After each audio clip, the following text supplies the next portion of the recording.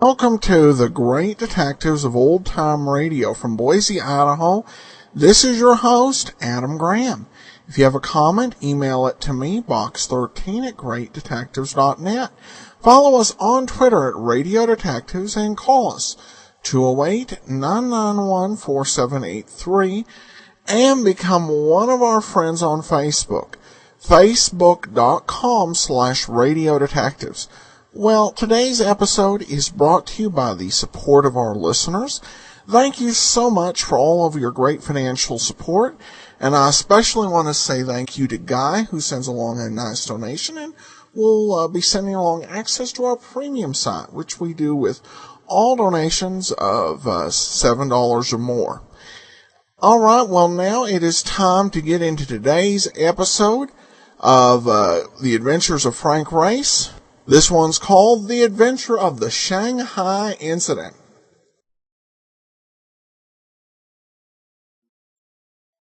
The Adventures of Frank Race, starring Tom Collins.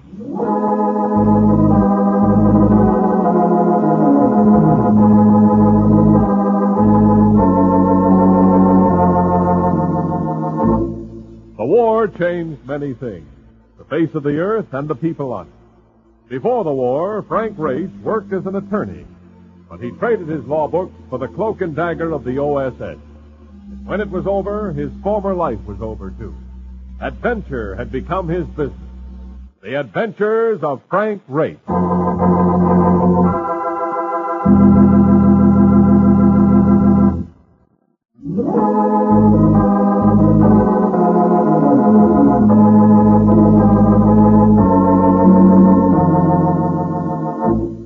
Now we join Frank Race for the adventure of the Shanghai Incident.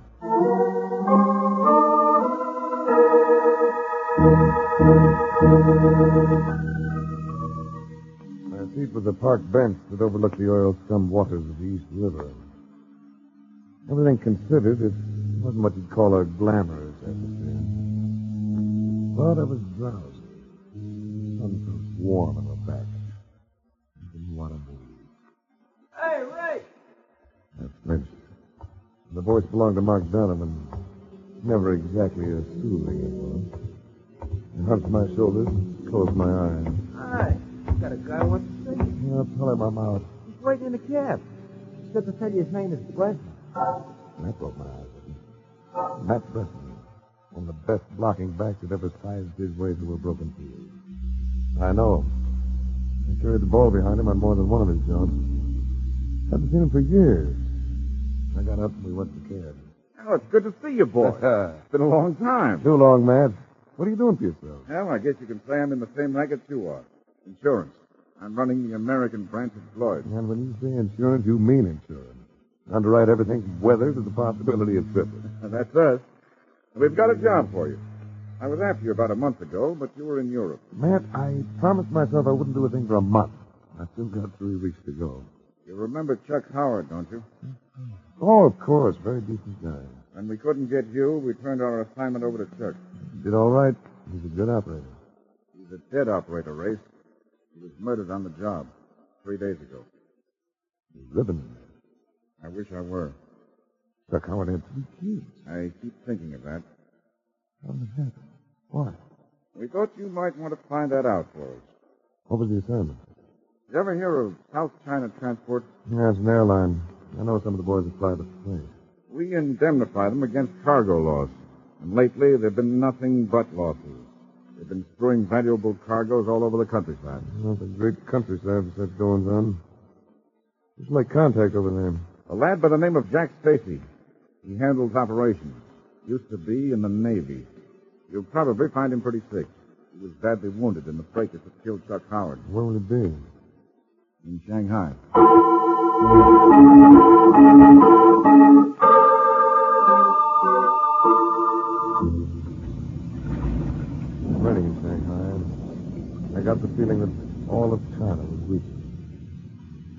thinking too much about Chuck Howard. Oh, what do you know? To think that when I was 16, I tried to join the Marines just to free China. What kept you out? Were you underweight? Nah, under the thumb of me old lady. She wouldn't sign the papers. Well, what's the picture, Nate? What do we do next? I have to see a man named Stacy at a hotel called the Kalani. Kalani, huh? Probably runs by a Lithuanian who calls himself Clancy. What do you want me to do? Go along with you? Mark, whenever you ask a question like that, I always know you have a project in mind. Well, they tell me there is a place here in Shanghai where you can get tattooing done, which will knock your papers. Ah, that kid stuff. Don't they have enough of those things in there? Oh, I want just one more. This guy does a dancer which they say will keep you dreaming even after you're too old for it. Ah, go on, then. Get your tattoo. Well, I'll see us early enough so we can have supper together.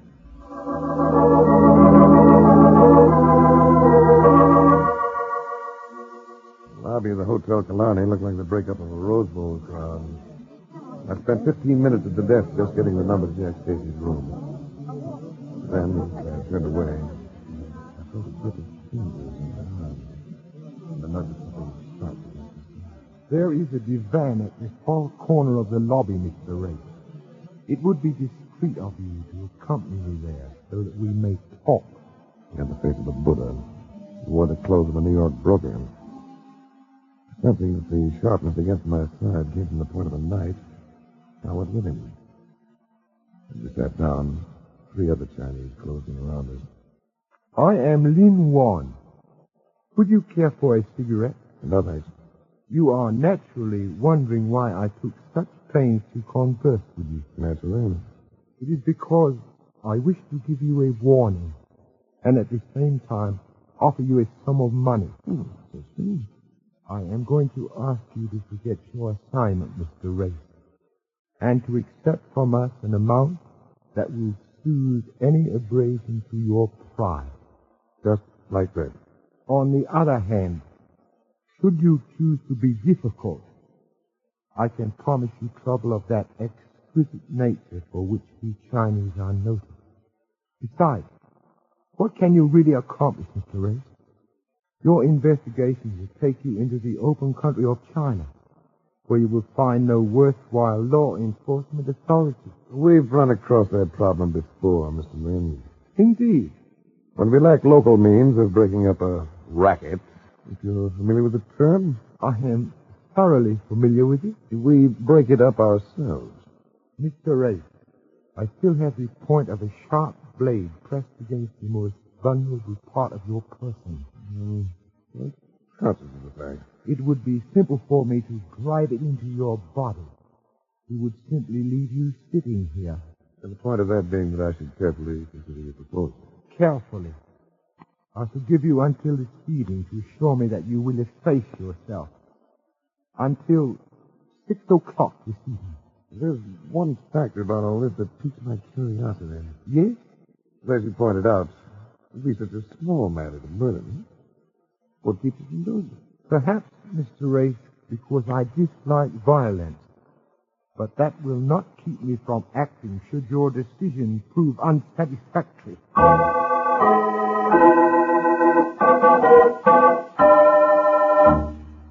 I found Jack Stacy propped up on a couch in his room, his arm in a sling, disposition to match for the weather. That's a mess, Race. Somebody's trying to force us out. That's the size of it. We've been doing well. Too well, I guess. So now they're moving in. No idea who killed Chuck Howard and crippled you. The only thing I know about it is the bullet they took out of my arm. I really knew about that. We were short on anesthetic. That's it? The slug in the mantle? That's it. 38. But over here, that won't mean much. How do I know when you're going to fly those cargoes? Can't you keep it quiet? I've done everything that make my people wear muzzles. Gets out somehow. They never miss. What about your pilots? Could I talk to one? Well, there's one of them in the hotel right now. I'll get him here for you in a few minutes.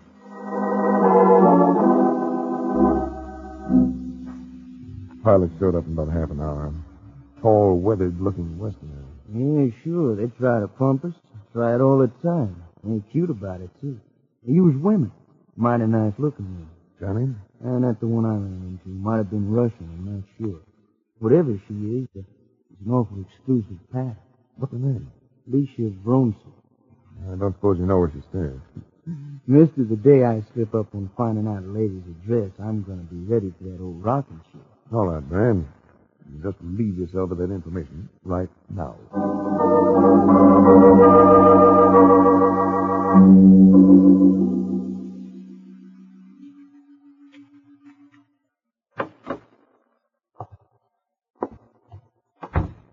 Hello, Miss Johnson. Who is it? The name is Ray. How did you get in here? The practice of bribery will do wonders in any part of the world. May I suggest that you turn it around? What is it you want? That's the master. In greater lights, he was as Brandon said. And his pattern. Tawny of skin and hair. The look of her gave me that odd feeling in my chest. One reminiscent of my first deep drag in a cigarette. You stare at me. Why? You must be used to it. What do you want? Last week, a friend of mine was murdered in Shanghai. Thought you might be able to tell me something about it. I'm sorry. I can tell you nothing. Who was your friend? A man called Charles Howard. You knew him, didn't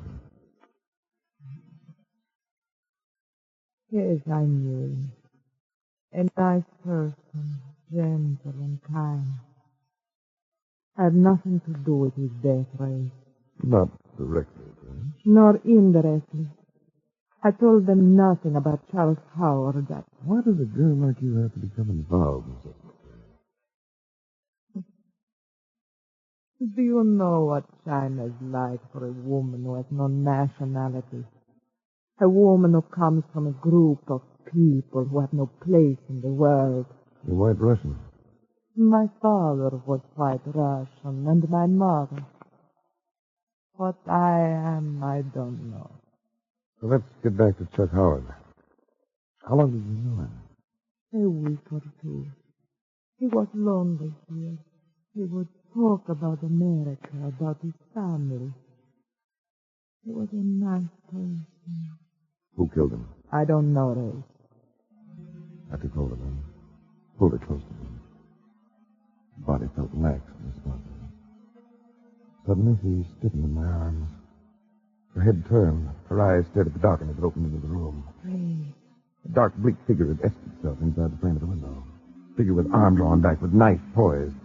I beat the throw by a hair, ducking as he let go. The blade thundered with regret as it went by me and bit into the door. Twisting for the window, I got hold of the thrower and... Are you all right? Yes, thanks to you. I won't forget it. Come with me. Where? Tell you in a minute. Come on.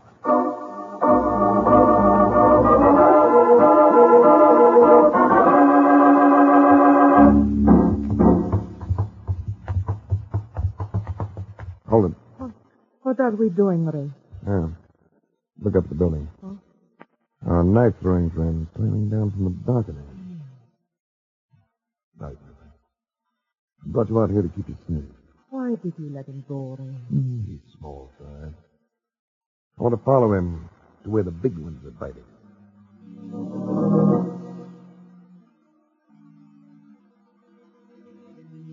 My shadowing act ended in a run-down section of the farm settlement. Here, the knife thrower disappeared into the recesses of a bleak-looking structure with all its windows boarded up. I strolled casually alongside the place, getting the heavy timbered door the once over.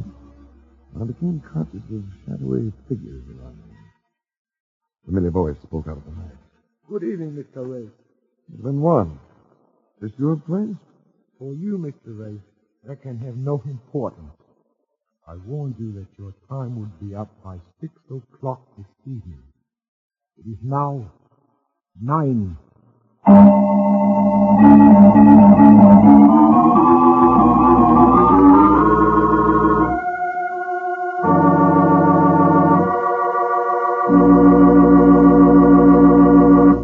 We'll return to the adventures of Frank Race in just about 1 minute.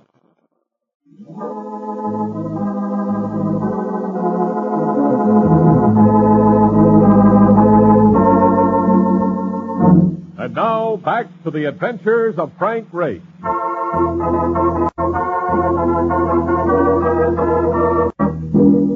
have been 6 or 7 of them. The one nearest me I put out of action with a fast backhand at the end of battle. But they threw me off balance for Lin Wan, who stepped in, gripped me with a hard wrist lock, and threw me against the wall of the house with a judo hold I hadn't been prepared for. On my back, I caught the first one with my feet and gave him a taste of a fall. Lin Wan came in, again kept me off balance, twisted me with a pole hold, hitting me face down. There came a sweet, compelling smell of chloroform and...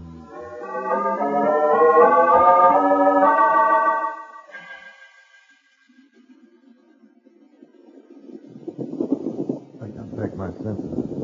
All places. On a train. A Chinese train, if I'm not mistaken. From the position of the sun, I knew we were heading north. Well, just can't seem to stop traveling. Mark, what are you doing? What I get for knocking around with you? How do you feel? Like a first-class case of suspended animation. Yeah. It's had me out for quite a while. All night. I think they give you some kind of a shot. Notice we have this compartment to ourselves. They got a guy outside the door. And there's a Glad boy who drops in on us every once in a while. Tell me, how'd they take you? There's a sash waiting to feel him. I am right now thanking me old man and me old lady for giving me this thick Irish skull. Did you get your tattooing done? Did I? Will you see? Wait a minute. Let me get my sleeve up. Remarkable piece of art. Yeah, wait. Now look. I wiggly old muscle like this. Ain't that terrific, Ray? Just like Minsky's Violet on Broadway.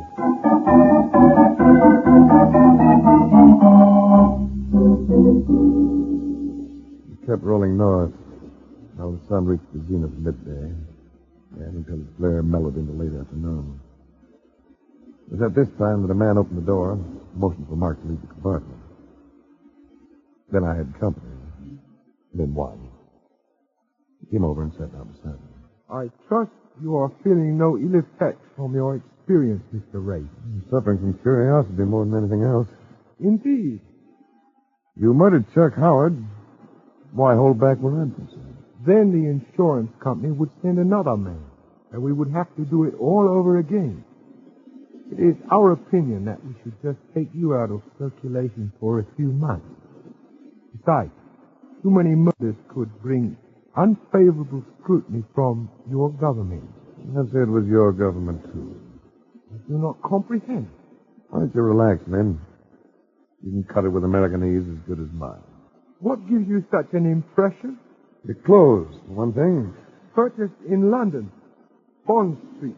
Purchased in Los Angeles, Spring Street. I'll give odds on that. All right, Ray. But you must admit my way of handling myself is completely oriental. You judo? That's good. To learn it, I had to come to China. You could have gotten in the States, I did. But your judo is, shall we say, just a little tired. Oh, He was slowing down for some reason. And as he lit his cigarette, the train lurched, causing the light to go out. He handed me the cigarettes and the small box of safety matches. I looked at it, grinned. why do you smile? I was thinking what a difference it makes to have an advantage. Shanghai, you had your boys to tip me off balance. This moment, you're the one who's behind the eight ball. you will explain, won't you, Ray? It was desperate. Now, this box of matches you handed me, I simply rolled my fingers around it. And... Oh! Fast clout to the temple with a box of matches in your fist.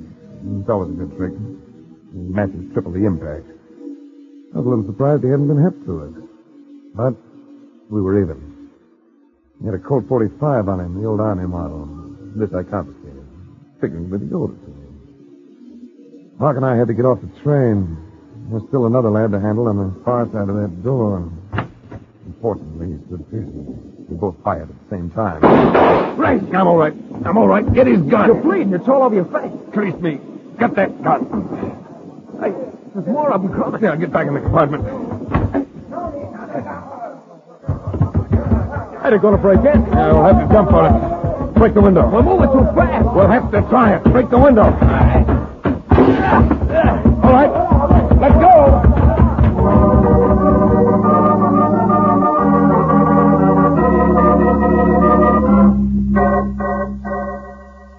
China is rough these days, particularly when it comes to travel. But you can get around if you carry weapons and money and show a disposition to people. So we made it back to Shanghai, taking 4 days to do it. And at the Hotel Killarney, I found not only Jack Stacy and Brand the Flyer, but also Matt Bressman, who had just flown in. You don't know how glad I am to see you. When I heard you were missing, it was too much for me. So I came over. I wish I could report a little progress, man. How about this fellow who's been giving you so much trouble? Lin Wan? He's an American. Part Chinese, but an American just the same. Which probably means that he's plenty smart. Ah, so you've got your arm out of the sling, Stacy. How's it feel? Good as new. Yeah, he needed as good as new this morning. He had to swim with it. What happened? Oh, Brand and I went out in a fishing junk and like a goofer fell overboard. Nothing serious. Brand slipped me a life buoy, and that's all there was to it. Race, what about this Lin Wan? How are we going to handle him? Well, I don't know, man. I imagine we'll just have to wait until he pries into the picture again.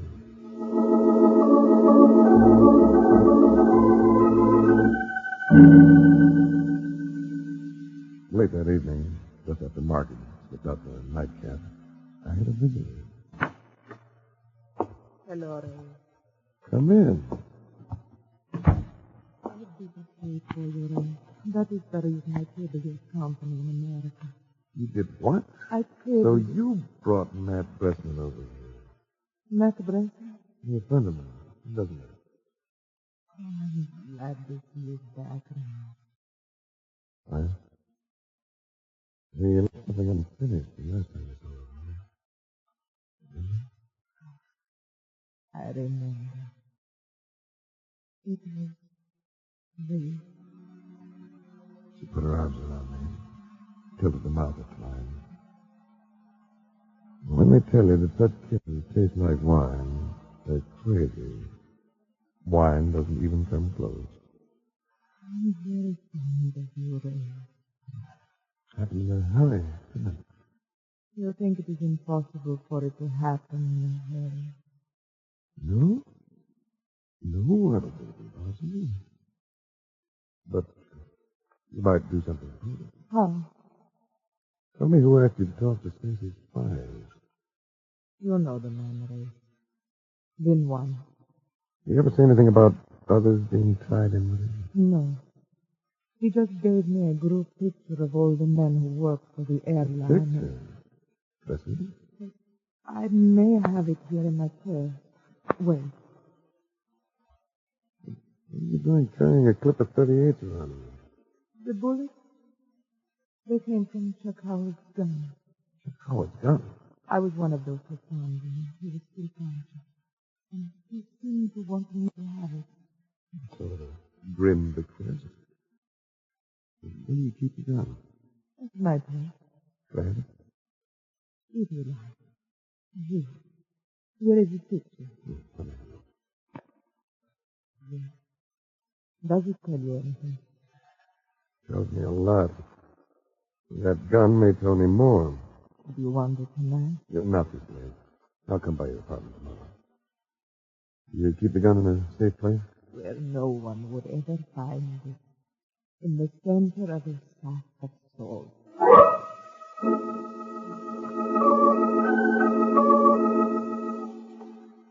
I went there next morning. As soon as I got to her door, I knew that something was wrong. The door stood half ajar. Inside the room, everything was chaos. Chairs overturned, broken, tables on the sides. I found the gun all right. Or at least you said it would be. But Alicia was gone. I knew I'd have to move quickly. So I found a phone and called Jack Stacy.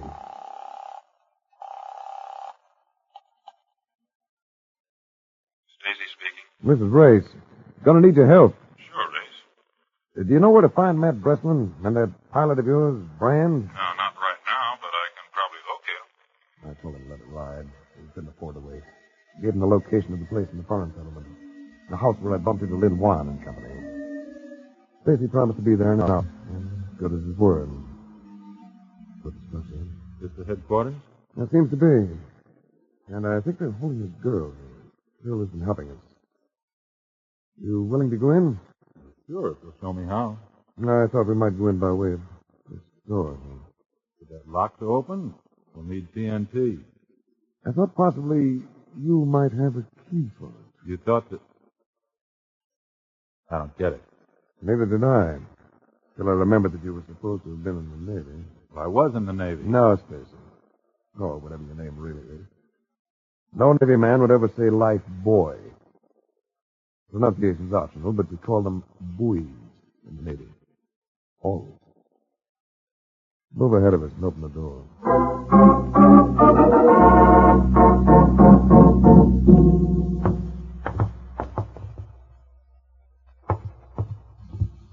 Oh, brother. This ain't no great white way. Turn the flashlight straight ahead, Mark. You're making a big mistake, Race. How could I take the place of another man? By murdering him. And firing the men who'd been close to him. I saw a picture of the regular pilot group last night. The ones who were in it before you installed your own boys. Besides, the bullet that wounded you in the arm was fired from Chuck Howard's .38. I checked the ballistics. All right. Over, Mark. Oh, you came to see us again, Ray. Ray, they got John. So have we. So that makes it even up. Try to even this up.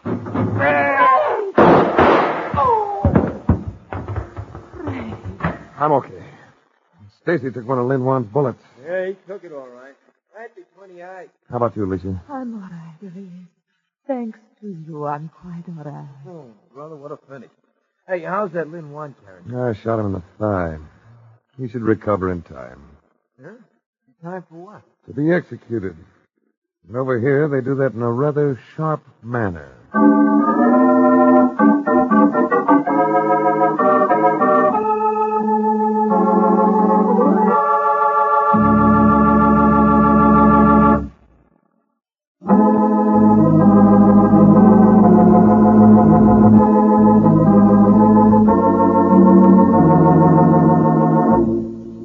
The Adventures of Frank Race, starring Tom Collins with Tony Barrett as Mark Donovan, comes to you from Hollywood. Others heard in tonight's cast were Gene Bates, Ted Von Elst, Bert Holland, Barney Phillips, and Charlie Love. This series is written and directed by Buckley Angel and Joel Murcott. The music is composed and played by Ivan Ditmar. Be sure to be with us again this same time next week for another dramatic chapter in The Adventures of Frank Race. Art Gilmore speaking. This is a Bruce Ells production.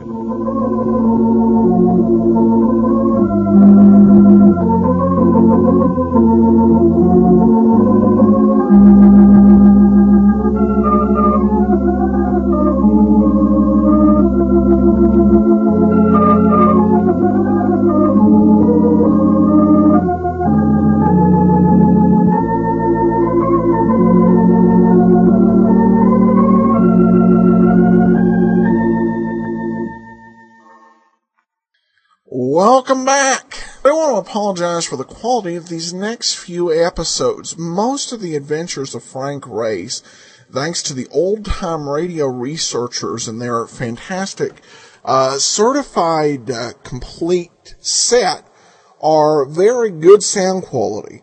Unfortunately, there are a few exceptions. There's 5 weeks of episodes now. And 2 weeks later in the series, there are the 32 in code. Most of them are at the 128. This was I thought, just a fun chase story.